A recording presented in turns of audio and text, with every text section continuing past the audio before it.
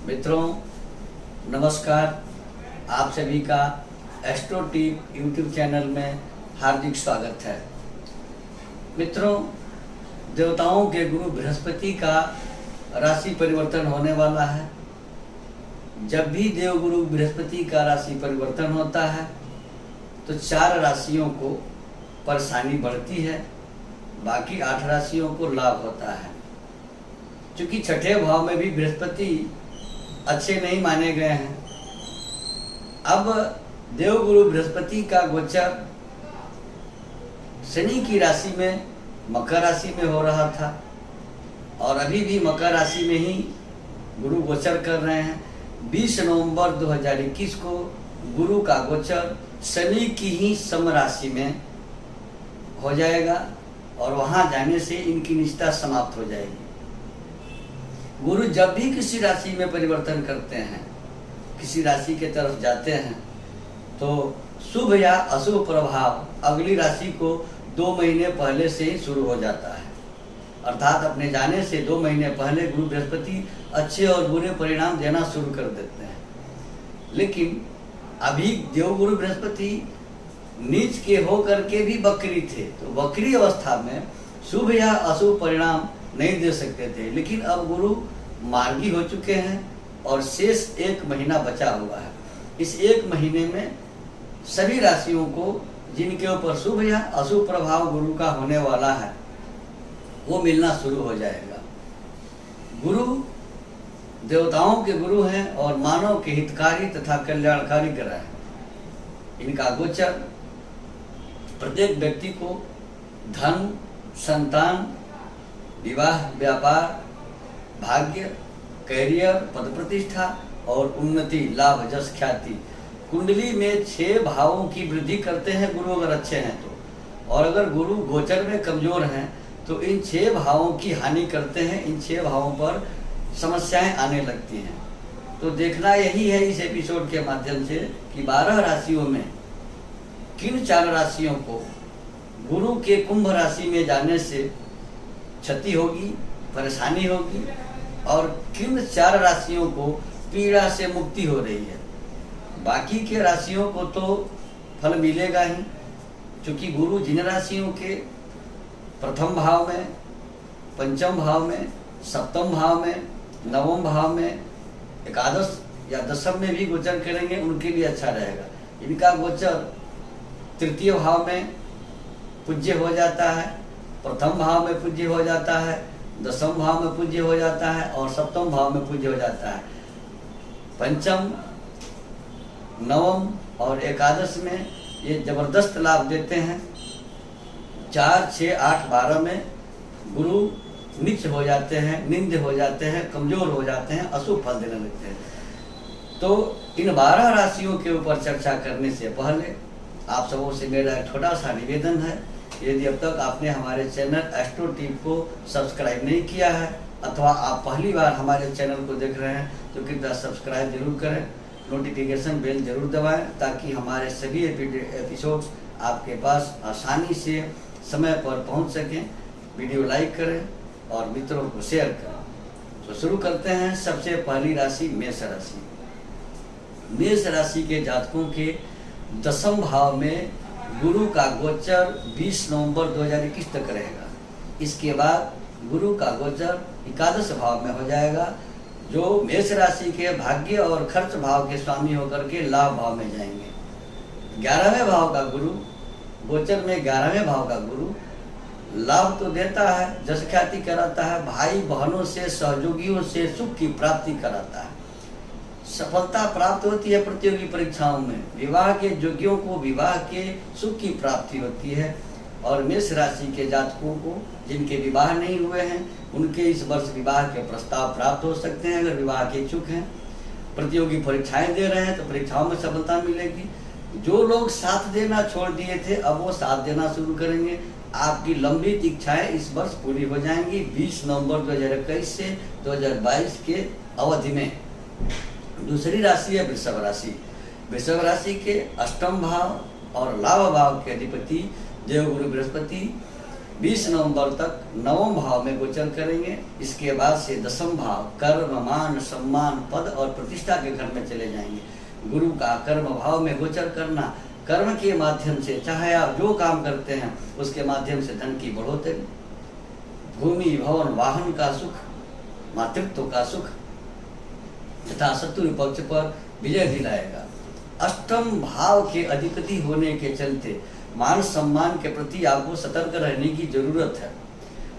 तीसरी राशि है मिथुन राशि। मिथुन राशि के जातकों के लिए पूरे वर्ष गुरु पीड़ा कारक थे। अब ये 20 नवंबर से अष्टम भाव से निकलकर नवम भाव में गोचर करेंगे। मिथुन राशि के जातकों के लिए सप्तम और दसम विवाह, व्यापार, मान सम्मान और पिता भाव के स्वामी मृत्यु भाव में गोचर कर रहे थे। मान सम्मान में कमी आ रही थी, अब वो कमी नहीं होगी, मान सम्मान बढ़ेगा, व्यापारिक उन्नति होगी, पत्नी से सुख मिलेगा। अगर पत्नी के साथ डाइवोर्स होने की व्यवस्था बन चुकी तो हो सकता है इसमें समझौता हो जाए। शारीरिक सुख ठीक रहेगा, स्वास्थ्य पहले से अच्छा रहेगा, सहयोग की प्राप्ति होगी, संतान सुख की प्राप्ति मिथुन राशि के जातकों को इस वर्ष हो सकती है। चौथी राशि है कर्क राशि। कर्क राशि के छठे भाव और भाग्य भाव का स्वामी 20 नवंबर 2021 तक सप्तम भाव पत्नी, व्यापार, विवाह स्थान पर गोचर करेंगे। इसके बाद अष्टम भाव आयु और मृत्यु भाव में गुरु का गोचर हो जाएगा।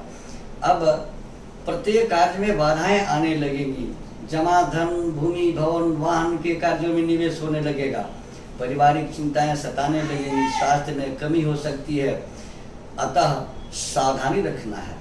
कर्क राशि के जातकों को बृहस्पति के शांति का उपाय करना है, जो एपिसोड के अंत में मैं बताऊंगा। पांचवी राशि है सिंह राशि। सिंह राशि के पंचम और अष्टम भाव के अधिपति षष्ठ भाव में गोचर कर रहे थे। अभी 20 नवंबर 2021 से सप्तम भाव पत्नी, व्यापार, विवाह के घर में गोचर करेंगे। जिन जातकों के विवाह नहीं हुए हैं या विवाह के इच्छुक हैं उनके विवाह के प्रस्ताव इस वर्ष प्राप्त होंगे। वैवाहिक सुख की प्राप्ति होगी, उन्नति होगी, स्वास्थ्य पहले से अच्छा रहेगा, सहयोग बढ़ेगा, लोग साथ देना शुरू कर देंगे। लेकिन अष्टमेश होने के कारण जीवन साथी से, अगर वैवाहिक जीवन में है तो जीवन साथी से अनबन हो सकता है, संबंधों में कमजोरी आ सकती है, व्यापार में भी कुछ झटका लग सकता है। छठी राशि है कन्या राशि। कन्या राशि के चतुर्थ भाव भूमि, भवन, वाहन और सप्तम भाव पत्नी, व्यापार, रोजगार, यात्राओं के अधिपति पंचम भाव में नीच के होकर के गोचर कर रहे थे। 20 नवंबर 2021 से ये छठे भाव शत्रु भाव में गोचर करेंगे। छठे भाव में गुरु का गोचर शत्रु का सफाया तो जरूर कर देता है, लेकिन स्वास्थ्य के दृष्टिकोण से छठे भाव में गुरु का गोचर करना कमजोर होता है, धन की कमी हो जाती है, स्वास्थ्य की बाधाएं आने लगती है, माता को कष्ट और धन का खर्च अनावश्यक रूप से होने लगता है। धन की कमी होगी किंतु शत्रु पर विजय निश्चित रूप से कराएगा। सातवीं राशि है तुला राशि। तुला राशि के तृतीय और षष्ठ भाव, तीसरे और छठे दो अकारक भाव के अधिपति स्वामी चतुर्थ भाव में गोचर कर रहे थे। स्वास्थ्य कमजोर था, धन की कमी हो रही थी। अब 20 नवंबर 2021 से यह पंचम भाव विद्या, बुद्धि, संतान के भाव में गोचर करेंगे। बुद्धि काम करने लगेगी, संतान की तरक्की होगी, संतान के इच्छुकों को संतान की प्राप्ति हो सकती है। भाग्योदय, भाग्य साथ देने लगेगा, करियर में चमक आ जाएगा, लाभ के अवसर मिलेंगे, स्वास्थ्य पहले से ठीक रहने लगेगा। आठवीं राशि है वृश्चिक राशि। वृश्चिक राशि के धन, वाणी, विद्या और संतान भाव के अधिपति तृतीय भाव में गोचर कर रहे थे। अब ये 20 नवंबर 2021 से चतुर्थ भाव भूमि, भवन, वाहन और माता के घर में गोचर करेंगे। स्वास्थ्य के दृष्टिकोण से गुरु का चतुर्थ भाव में गोचर कमजोर होता है, आपके स्वास्थ्य में कमी आ सकती है, माता को कष्ट हो सकता है अथवा माता से कहीं दूर जाना पड़ सकता है। चाहे जिस उद्यम के लिए आप जाएं, शिक्षा के लिए जाएं, व्यापार के लिए जाएं, लेकिन माता से दूर होना पड़ सकता है। धन की कमी और कार्यों में रुकावट हो सकती है। नवीं राशि है धनु राशि। धनु राशि के राशिपति और सुखपति यानी आपके प्रथम भाव और चतुर्थ भाव के अधिपति कहाँ गोचर कर रहे थे? द्वितीय भाव में। अब ये तृतीय भाव में जाएंगे, पराक्रम के घर में, अपने भाई बहनों से सुख, किंतु भाई बहनों को पीड़ा भी दे सकते हैं। गुरु तृतीय गुरु पूज्य होते हैं। विवाह के इच्छुक हैं, विवाह में रुकावट आ रही थी तो विवाह के कार्य संपन्न हो सकते हैं, वैवाहिक सुख की प्राप्ति हो सकती है, भाग्योदय होगा, विदेश यात्राएं हो सकती हैं, धार्मिक यात्राएं हो सकती हैं, लाभ और उन्नति के सुंदर अवसर प्राप्त होंगे। 10वीं राशि है मकर राशि। मकर राशि के तृतीय और 12वें भाव के स्वामी देवगुरु बृहस्पति आपकी राशि में नीच के होकर के गोचर कर रहे थे। अब 20 नवंबर 2021 से गुरु का गोचर धन भाव, वाणी भाव, कुटुंब, घर परिवार के भाव में गोचर करेंगे।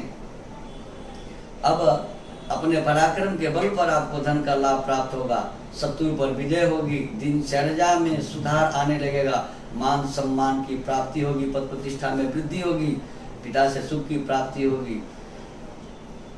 11वीं राशि है कुंभ राशि। कुंभ राशि में गुरु लाभ भाव और धन भाव दोनों के अधिपति होकर के आपके राशि में ही वर्ष भर गोचर करेंगे। 20 नवंबर 2021 से इनका गोचर लगभग 12 महीने से कुछ अधिक और 13 महीने के आसपास का होता है। अब 20 नवंबर 2021 से जब गुरु आपकी राशि में गोचर करेंगे तो संतान के इच्छुकों को संतान की प्राप्ति, विद्या बुद्धि में उन्नति, प्रतियोगी परीक्षाओं में सफलता, विवाह के इच्छुकों को विवाह हो सकते हैं, भाग्य साथ देगा, विदेश की यात्राएं हो सकती हैं। 12वीं राशि है और अंतिम राशि है मीन राशि। मीन राशि के राशिपति और कर्मपति, मान सम्मान के अधिपति और आपके राशि के अधिपति आपके राशि से 12वें भाव में गोचर करेंगे। 12वां भाव खर्च का भाव होता है और यहाँ गुरु बिल्कुल ही कमजोर हो जाते हैं। ऐसे देखा जाए तो ये उस भाव में है जिस भाव के अधिपति होते हैं। 12 नंबर की राशि और 9 नंबर की राशि होती है तो आपके राशि से 12 नंबर में है। फिर भी 12वें भाव के गुरु आपको अचानक खर्चे बढ़ाकर परेशान कर सकते हैं, स्वास्थ्य में कमजोरी आ सकती है, अपने संबंधों में भी विच्छेद की स्थिति आ सकती है। जिनसे संबंध अच्छे थे उनसे संबंध खराब होने लगेंगे। प्रत्येक कार्य अधिक संघर्ष के बाद भी सफलता प्राप्त होने में संदेह रहेगा। वो काम निश्चित रूप से समय पर नहीं हो सकेगा। धन की चिंता होने लगेगी, दिनचर्या अस्त व्यस्त रह सकती है। मित्रों, ये 12 राशियों के ऊपर गुरु के कुंभ राशि में गोचर का फल था।